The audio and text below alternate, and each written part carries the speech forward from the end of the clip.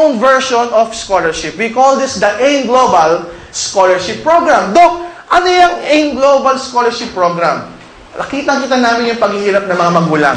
Pagdating ng March, April, May, ang dami namin nakita ng mga magulang. Ano ginagawa? Nangungutang para sa matrikula o tuition fee ng mga anak nila. Tama, mali?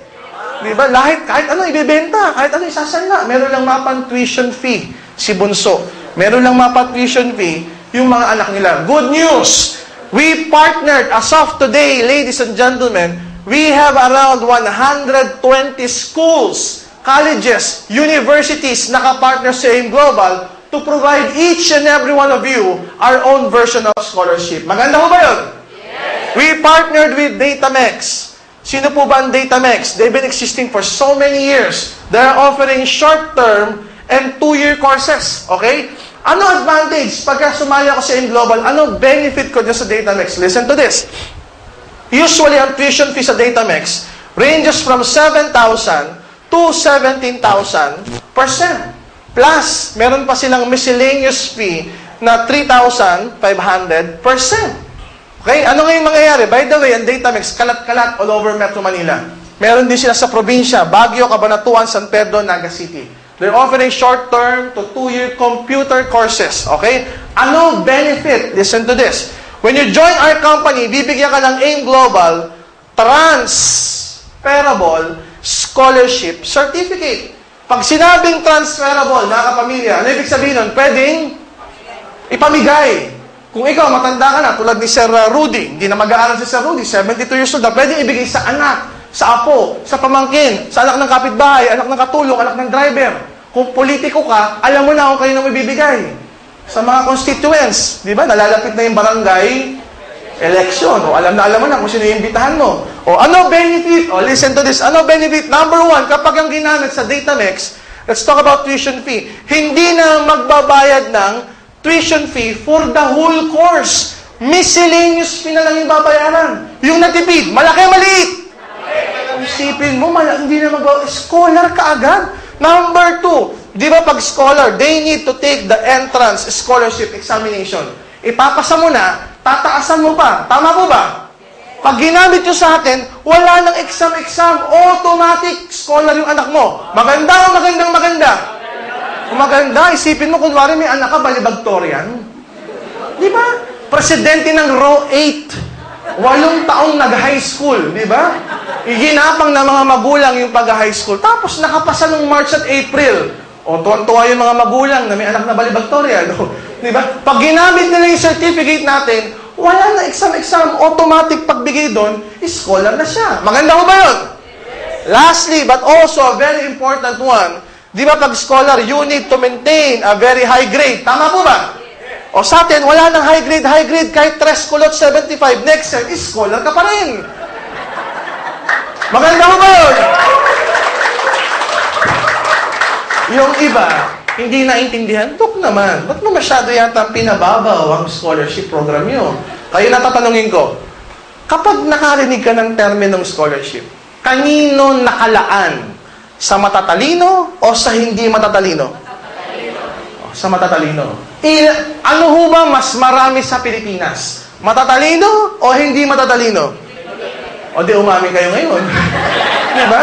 Kakarampot na nga lang yung matatalino sa Pilipinas, dun lang nakalaan yung scholarship. Tama po ba? Pero kami baliktad, sa mas nakararaming hindi matalino, yun ang gusto naming tulungan. Maganda ba yan, Tatay Rudy?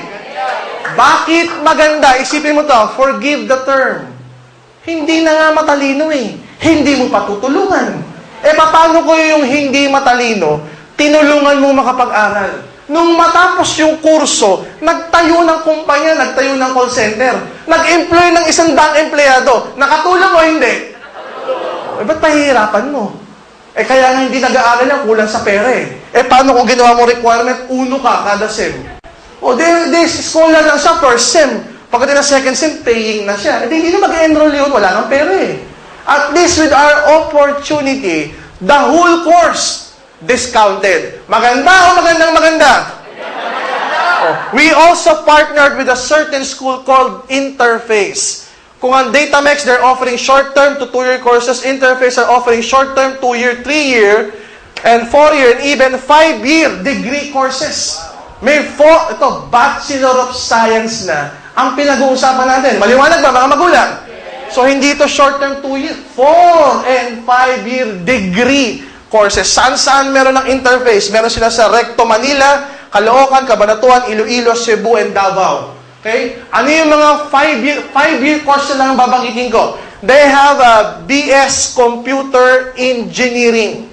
Magkano yung BS Computer Engineering nila, yung tuition fee? Ang tuition fee nila is 15,000 per sem. 15. Okay? Plus may miscellaneous fee pa sila na 2,500 per sem. So, ilan po ang total na dapat bayaran? 17,500 per sem. Listen to this. Pag ginamit niya yung AIM Global Transferable Scholarship Certificate, hindi niya nababayaran yung 17,500. Ang babayaran niya na lang is just 5,000 per sem, which is already a combination of the miscellaneous fee and the tuition fee. Yung natipid, malaki o maliit? Ay, malaki. Magkano yung natipid? I-minus mo yan, nakasave yung mga magulang ng 12,500 per sem. Yung natipid po ba, malaking tulong o hindi? Malaki. Sabi ng iba, ay, nakatipid ako ng 12,500 per sem. Akala mo, eto lang yung natipid mo. In reality, pag natapos niya isang buong taon, nakatipid ka ng 25,000 per year. Tama, mali?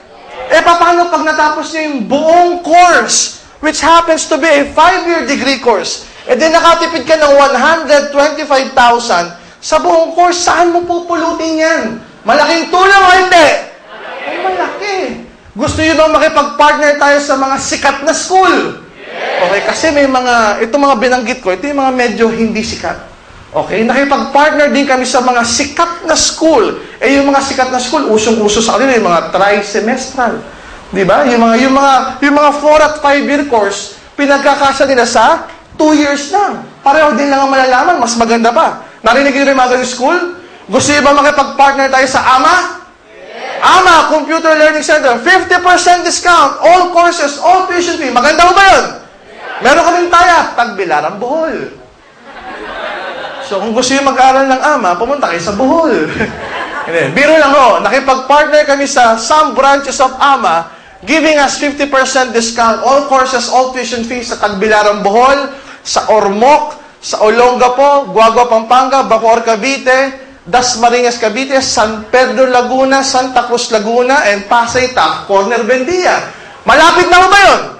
Malapit na. We're very fortunate. Nandito pa yung may-ari nung AMA, Santa Cruz, San Pedro, at Pasay, Taft, Corner, Bendia. Palakpakan natin si Ma'am Shirley de los Reyes. Ayan.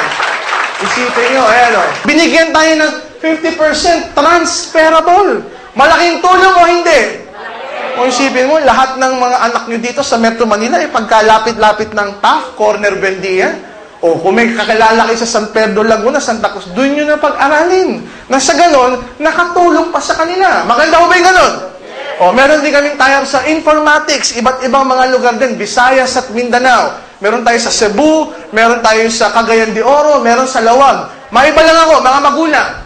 Gusto nyo bang makitayap kami sa preschool, elementary, high school? Actually, nangyayari na. In Lawag, meron kami preschool, elementary, high school, college, informatics, lahat. 50% discount. Gusto nyo bang gawin natin yun sa Metro Manila? Isipin mo, lahat ng pag-aaral ng anak mo, puro discount. Diba? Balibagtorian yung anak mo. May score. Awa ng Diyos, sa angkan mo, may skola. Sino pag nag-uusap? Pare, yung anak ko, elementary, high school, preschool, college, scholar. Oh, maganda ba yung ganun? Sumali ka lang ng AIM Global, naging scholar na kagad mga anak mo. Diba? Maganda ho ba yung scholarship? Maganda ho ba yung mga products?